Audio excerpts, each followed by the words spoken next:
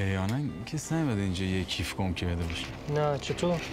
You have to be the strangest poker player I ever met. Oh, you have no idea. Hello and welcome to Encore's weekly film show. As the holiday season is upon us, two of this year's biggest blockbusters are being released. Carice Garland has more on SpiderMan No Way Home and Matrix Resurrections. Hello, Peter. Peter Parker is back on the big screen for an ambitious sequel. SpiderMan No Way Home is Sony Pictures' 9th feature-length installment about the friendly superhero, this time starring Tom Holland. I'm really excited for the fans. I know that they won't be disappointed because this film really does have everything. You know, we have Willem Dafoe, Alfred Molina, Jamie Foxx reprising their roles, coming back to the big screen. So it's incredibly exciting.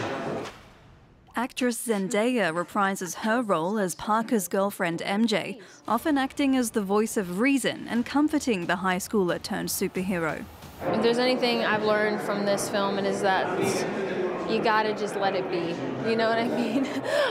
Certain things can't be undone, you know?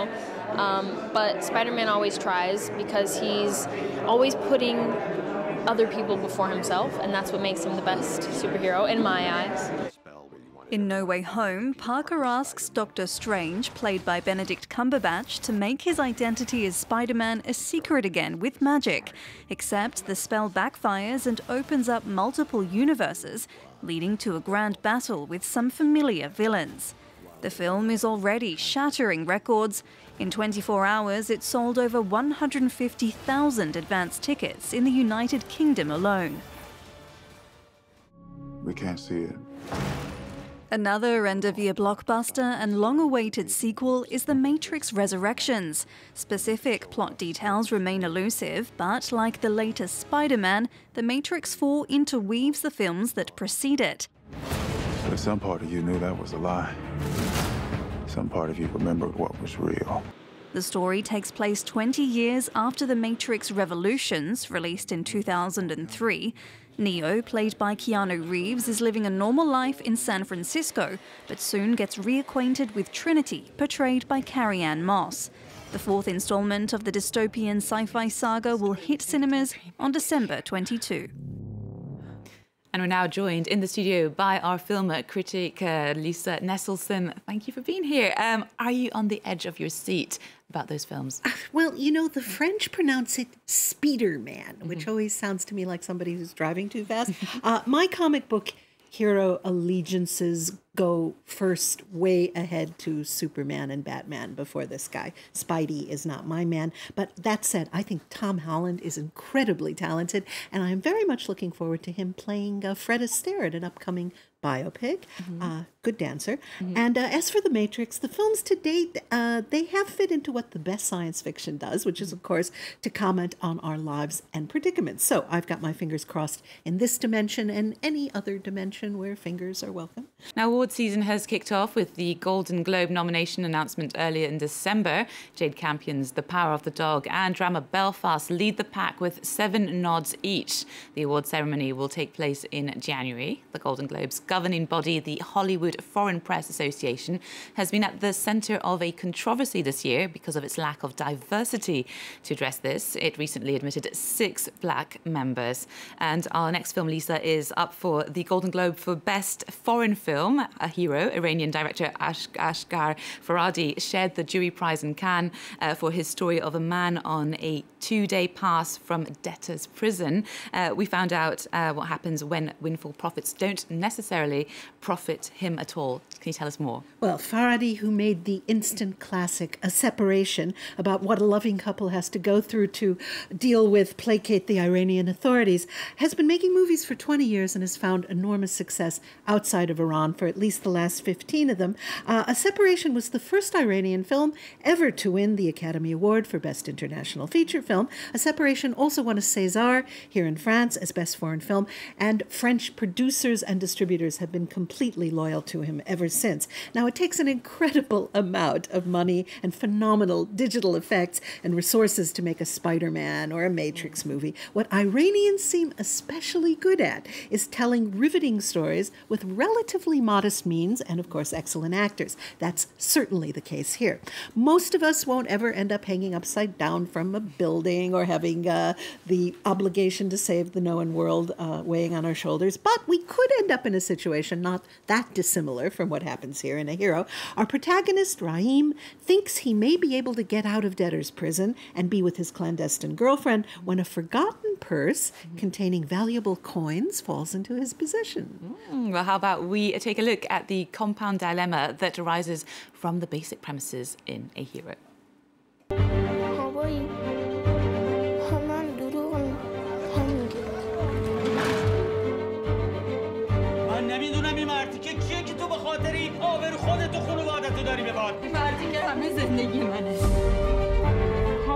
من یه کار نکرده باشی آبرو خود تو خانواده رو ببری دیگه نتونی توی شهر سر بلند کنی. چه کار کردی؟ چرا این کار کردی؟ چیکار کردی؟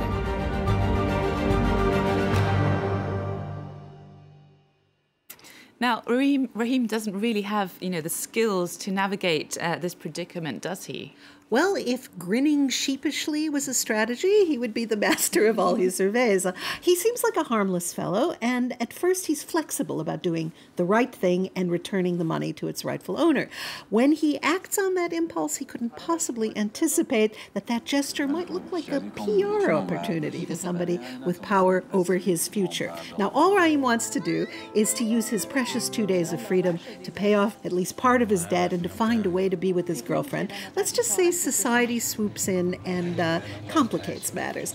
The narrative building blocks, as I said, are very basic, but I found one has to pay attention because there are several layers at work, percolating, simmering, sometimes breathless, sometimes ambivalent. The action presents ethical challenges, always rendered with undeniable cinematic skill. And director Paul Schrader makes complex stories about men in search of redemption, a pattern he perfected with his screenplay to Martin Scorsese's Taxi Driver. Can you tell us a bit more about the card counter that's out in France? Gladly. Movies about enigmatic loners often appeal to me, and you rarely get more enigmatic or more alone than the character William Tell, splendidly played by Oscar Isaac. He's a professional poker player who travels from casino to casino, keeping a low profile and winning just enough to cover the expenses of his pared-down lifestyle. Now, William shows discipline. Each card game is different, but his routine is not. No matter how needlessly odd his behavior may seem at first,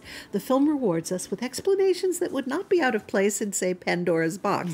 I don't think it's hyperbole to say that I love this movie. It's intelligent, rich, pertinent, tense, suspenseful storytelling for grown-ups. The stakes feel real. William is trying to survive, and like many Schrader protagonists, trying to atone. Well, how about we take a look at the sober yet unnerving atmosphere of the card counter. Poker's all about waiting. Check, raise, re-raise, call. Then something happens. You remember him? This is where all the good stuff happens. They made you the fall guy. You need to back off. You've been around him. He's a mystery. And I don't know if that's a good thing or a bad thing. So we can gather from that there's something unpleasant buried in William's past. You picked up on that, yes. He had lots of time to learn how to count cards while serving a prison sentence. William takes a young man under his wing, resists overtures from a gambling event broker played by Tiffany Haddish. I guess you could call those William Tell overtures. And tries to dwell in relative peace on the same planet as a shifty character played by Willem Dafoe. Is Retribution ever a good idea, or is even the best card counter likely to encounter a stacked deck? This is the 19th feature film, and Schrader is still going strong at age 75. Whether it's Blue Collar, The Dazzling Mishima, the socially sharp Patty Hearst, or this, we are the lucky beneficiaries of his talent. Lot of talent there. Now, this is our last film show of the year, and we'd like to send you out singing thanks to the release of the new animated music Mad Animals film, Sing 2. The movie is directed by Garth Jennings and has so many voice talents, including Matthew McConaughey, Reese Witherspoon, Scarlett Johansson, Bono and Pharrell Williams. Here are some of them speaking on the red carpet at the LA premiere. Garth Jennings had a call with me to talk about this lion that had lost his roar, and he said, you know, what would dry up a voice? And I said, well, grief, maybe? I went all Irish on him. I really feel that music saved my life. A lot of animated films, the kids got to drag the parents. We go, we're like, okay, this doesn't feel like one of those to me. This is one for the whole family. The kids are excited, and my littlest guy, who's 9 years old, brought his friends, and then he gets to kind of show off, and he's just really excited. And if you're in Paris, you can see it at the Grand Rex Cinema, which is unique, and a unique experience at this time of the year, isn't it? Oh, it certainly is. The Grand Rex will soon be celebrating 90 years in business, and every December it puts on a dancing fountains extravaganza in its 2,700-seat auditorium that has to be seen to be believed. My dimples end up sore from sort of grinning from ear to ear as plumes of water leap from the second balcony onto the giant proscenium arch stage before the movie starts. Sing 2 is what's called a jukebox musical. These critters are putting on a show that's been delayed for a full year for us due to COVID-19, but animation doesn't suffer too much from not hitting the big screen when originally planned. And if you want to be wowed by a very big screen, I think it's the biggest one in Europe, laser lights, dancing fountains, and a soap bubble finale get thee to the Grand Rex before January 2nd. I have memories of going as a kid to see many Disney openings, so yes, definitely one to watch. We're going to leave you with some noteworthy snippets of Sing 2. Remember, you can follow all our culture news with us on the website, france24.com. We're also on Twitter, Facebook and Instagram, so do give us a little follow. Thank you very much, Lisa. There's more news coming up on France 24 after this. You will never be great, Johnny.